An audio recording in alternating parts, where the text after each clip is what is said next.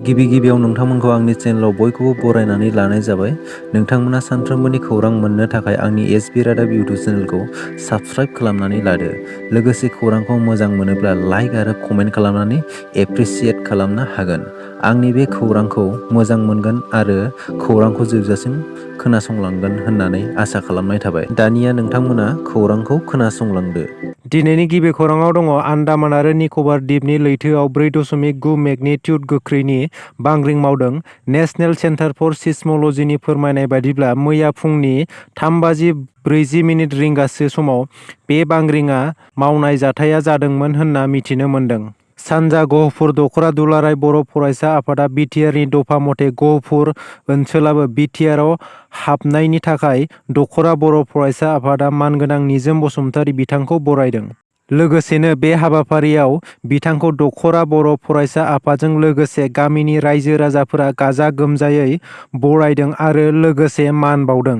माखासे रायजो राजाफोरा बे सिमा बारायनाया नंखाय होननानै बुंनायनि सायाव बिथां निजोम बसुमतारीया बुंदों दि जायफोरा बेबायदि नंखाय होननानै बुंदों बैफोर बाथ्राया बिसोरनिसो साननाय। गभर्नमेन्टआ फोसावना होनाय बाथ्राखौ माखौ लानानै नंखाय बुंदों बै बाथ्राखौ नंखाय होनग्रा मानसिफोरनावसो सोंनांसिगोन होनना बिथां निजोम बसुमतारीया बुङो आरो बिथाङा बुंबावदों जायफोरा नंखाय होनना बुंदों बै सोदोबखौ मिनिनोसो ओंखारो आरो जायफोरा बेबायदि सानो बैफोर मानसिखौ मानसि महरै गनायथाव नङा होनना बिथाङा बुंबावो। जम्मु काश्मीराव भारतनि मोनसे रैखाथि हान्जाया गिदिर जाफुंसारनो हादों। सिमा ओनसोलाव थानाय भारतनि रैखाथि हान्जाया उदखारिफोरनि थाग्रा खुलिखौ थेर-बेथेर खालामदों आरो बेजों लोगोसे 4 उदखारिखौ हमनो हाबावदों होनना मिथिनो मोन्दों। जम्मु काश्मीरनि अवन्तीप'रा होननाय जायगायाव अपारेसन खालामनानै भारतनि रैखाथि हान्जाया 4 उदखारिफोरखौ गोथाङै हमनो हादों। हान्जानि उदखारिफोरखौ लाश्कार-इ-ताइयबा हान्जानि होनना मिथिनो मोन्दों। मोनसे खौरां मोन्नायनि गेजेरजों भारतनि रैखाथि हान्जाया अवन्तीप'रायाव अपारेसन खालामनानै उदखारिफोरनि थाग्रा खुलिखौ थेर-बेथेर खालामनायजों लोगोसे 4 उदखारिफोरखौ हमनो हानायजों लोगोसे गोबां हाथियार आरो गुलि बोखांनो हादों होनना खौरां मोन्नाय जादों। दा बे 4 उदखारिफोरखौ हमनो हानानै गुबुन गुबुन उदखारि हान्जानि सोमोन्दै सोंनाय-फिननाय खालामगासिनो दं होनना मिथिनो मोन्दों। जायगानि पुलिस बिफाननि मानसिया फोरमायना होबावदों दि सिमा ओनसोलाव दासान्दि गोबां लश्कर-इ-ताइयबानि मानसिफोरा थागासिनो दं होननानै। हादराव जाग्रा आदारजों बिस गोनां जाग्रा मुवा मोनजाफानानै बेमार एबा खैफोदाव गोग्लैनांनाया गोदान बाथ्रा नङा। बेबादिनो मोनसे जाथाय जादों केरालानि जवाहर नवोदया बिद्यालयआव। 100 फरायसाफोरा जाग्रा आदाराव बिस मोनजानानै हरखाब बेरामाव गोग्लैनांनो गोनां जादों। बे बिस गोनां जाग्रा आदार मोनजानानै फरायसाफोरा हरखाब उदै सानाय आरो गोबानाय बेराम जायो। बे जाथाया बोरै जाखो सावस्रि बिफाननि मानसिया थाबैनो नायबिजिरनो बिथोन होदों। फरायसालिनि मानसिया फोरमायनाय बायदिब्ला माखासे फरायसानि हालोदा जोबोर गाज्रि जानानै दं होनना मिथिनो मोन्दों। एमएलए अतुल देबरमाया बिजेपि दोलोखौ एंगारबाय।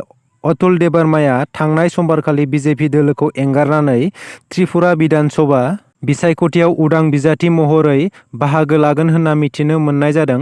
अतुल देबरमाया दिल्ली मिउनिसिपाल कर्प'रेसननि सासे डक्टरमोन। 2017 मायथाइनि दिसेम्बराव चिफ मेडिकेल बिबाननिफ्राय गावनि गोसोयै आजिरा लानानै राजखान्थि दोलोआव हाबफैदोंमोन आरो 2018 मायथाइनि त्रिपुरा बिधान सभा बिसायख'थियाव बिजेपि दोलोनि बिजाथि जानानै खुवाइ जिल्लानि कृष्णापुर बियाबाव देरहासार जानो हादोंमोन। अतुल देबरमाया गोबां समाज सिबिनायनि हाबाबो मावबोदोंमोन। बिजेपि दोलोनिफ्राय टिकेट मोनैनि जाहोनाव कृष्णापुर बियाबाव उदां बिजाथि महरै बिसायख'थि गेलेनो थाखाय बिजाथिलाइ गथायदों होनना मिथिनो मोन्दों। बर' हारिनि मानसिफोरा जेब्लाबो थानो सुख मोनला नामा? मालाबा सरखारजों न'-बां सिफायजानाय, मालाबा मैदेरजों न'-बां सिफायना होजानाय।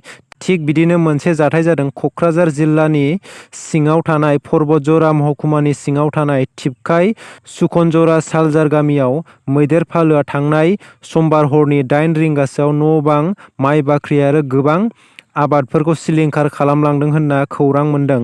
बेनिखायनो न'-बां, आबाद आरि सिलिंखार खालामलांजानाय न'खरनो सरकारा अनसुंथाइ होनांगौ होनना दाबि खालामदों। चिरां जिल्लानि हाग्रा ओनसोलाव न'-बां सिफायनानै होस्रांजानाय सुबुंफोरा सरकारनिसिम खौरां हरदों।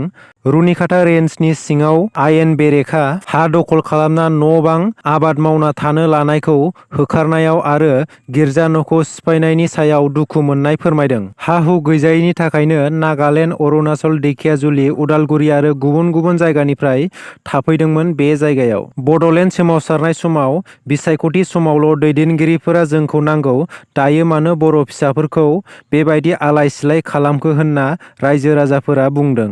आरो बुंबावदों गामिनि रायजो राजाफोरा जोंनि बर' हारिया मैहुर खालामनानै जानो मोजां मोनग्रा हारि आरो बेयो जोंनि हा आरो बे हानिफ्राय जों मालाबाबो ओंखारना थाङा होनना गामिनि रायजो राजाफोरा गोख्रों रावजों बुंदों।